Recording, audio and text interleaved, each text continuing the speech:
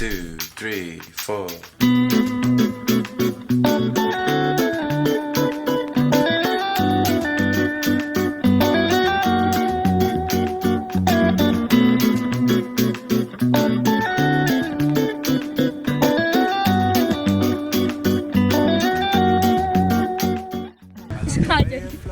Halo, selamat sore. Jadi saat ini kami sedang berada di Desa Serumbung berlokasi di Kecamatan Jerowaru, Kabupaten Lombok Timur.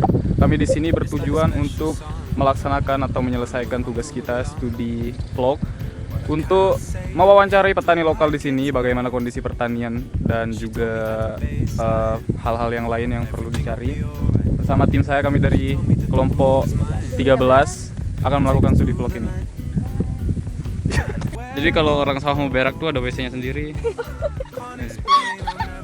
Banjir. Kirain apa?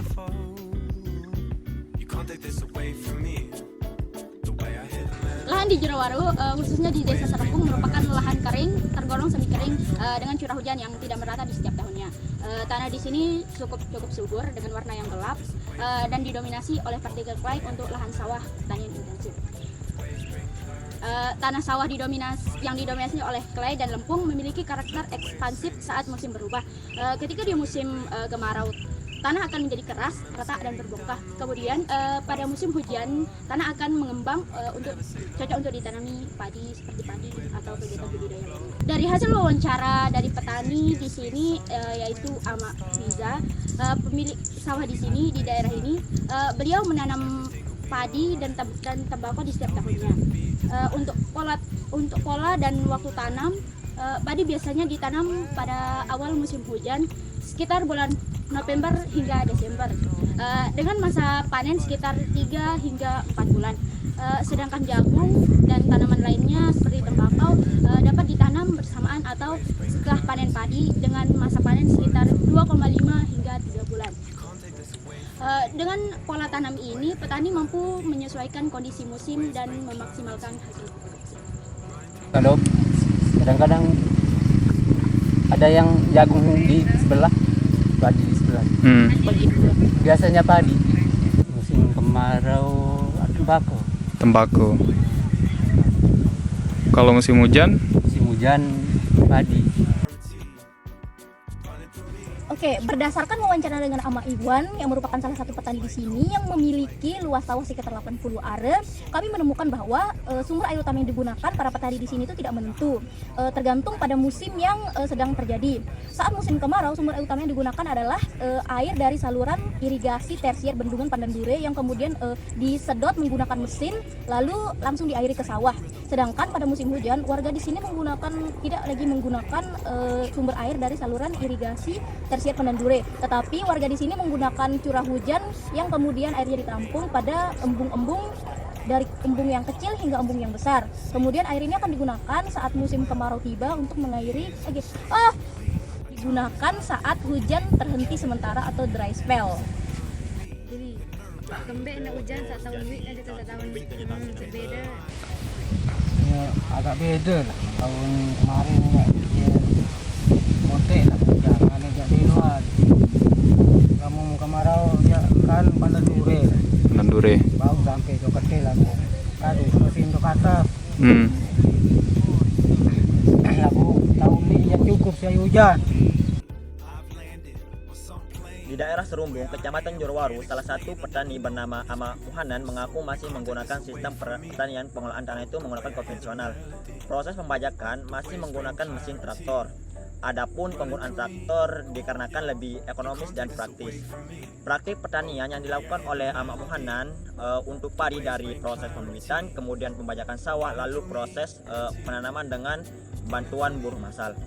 Perawatan padi dari hama seperti ulat, kenango dan wereng, beliau itu membasminya itu menggunakan pestisida. Dan proses pemanenan juga itu menggunakan mesin dan hasil panennya itu akan disimpan di lumbung. Kemudian jenis pupuk di sini itu sangat terbatas untuk lahan seluas 1 hektar yang dimana dimiliki oleh salah satu petani yakni Ama Fiza. yang sempat kami wawancarai. Keberadaan pupuk di sini sangat sulit, subsidinya juga itu terbatas. Kemudian sisanya itu dipenuhi dengan membeli dari toko-toko pertanian. Pupuk yang dipakai itu seperti pupuk urea yang digandeng menggunakan pupuk organik untuk memenuhi kebutuhan untuk pemupukan padi. Kalau nanam padi itu di sini berarti dibajak ya sawahnya dulu. Kemudian proses bajaknya itu apakah pakai mesin atau kadu kereta? Lamun kadu apa kerbau darat deh? Engkah. Lamun nanam jagung berarti ndek tebajak. Bangkat. Lamun tembakau? Lamun tebajak tetap ngadu traktor atau tecangkul doang? Traktor. Berembe proses tanam? Lawang, ngampar dulu. Ngampar.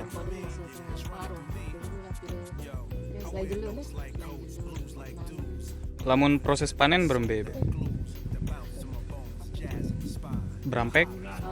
Mesin. Terus untuk hasil panennya itu dijual, disimpan di gudang atau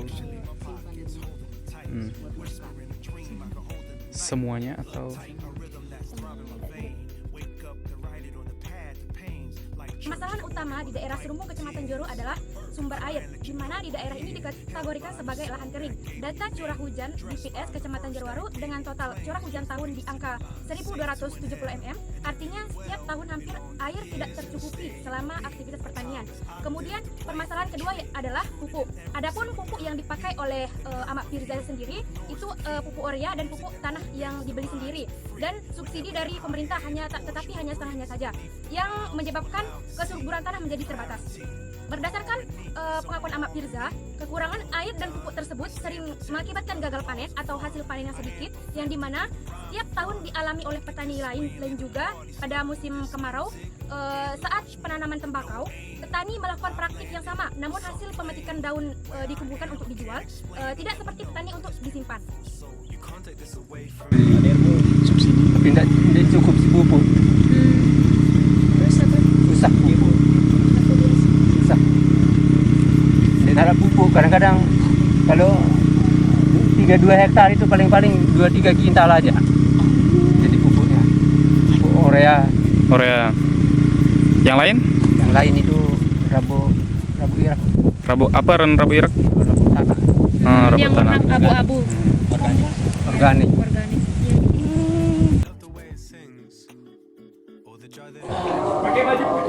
Setelah 2 hari melaksanakan observasi dan wawancara di lokasi pertanian Desa Serimbung, adapun hasil akhir yang kami temukan adalah yang pertama, Jerowaru itu masih merupakan areal pertanian minim air. Di lokasi pertanian Desa Serimbung, areal pertanian di sana itu masih sangat kekurangan air. Bahkan dalam 1 dekade terakhir, warga di sana mengaku sangat kekurangan. Pupuk sangat terbatas, akibatnya hasil panen tahunan berada di angka tidak cukup. Adapun sumber keuntungan diambil pada saat musim kemarau pasca masa tanam tembakau. Praktik di sini menggunakan sistem pertanian konvensional yang masih, namun masih berbeda didapat 2-3 tahun terakhir ini dengan curah hujan tinggi yang dapat menampung luas embung yang ada mereka buat. Kedua, dalam penilaian kami, para petani di sini sudah mengambil langkah tepat untuk menghadapi kondisi kekeringan. Dari sistem pengairan misalnya, sumber air utama dari bendungan Pandanduri itu ternyata tidak dapat menjadi harapan utama. 2-3 tahun ini curah hujan tinggi dan bisa dipanen dengan penggalian embung. Kemudian SDM yang sedikit, areal pertanian di lokasi Serimbung mayoritas tidak di bawah kepemilikan warga lokal. Dikarenakan di sana masih minim pemukiman dan warga. Pada saat panen tiba, panen dilakukan dengan serempak dan menggunakan mesin karena lebih ekonomis dan SDM yang kurang. Ketiga, apa yang kurang di sini adalah resiko apabila terjadi kemarau yang sangat panjang. Warga harus siap dengan kekurangan air, ketidakefisien dalam pemupukan, dan hasil panen.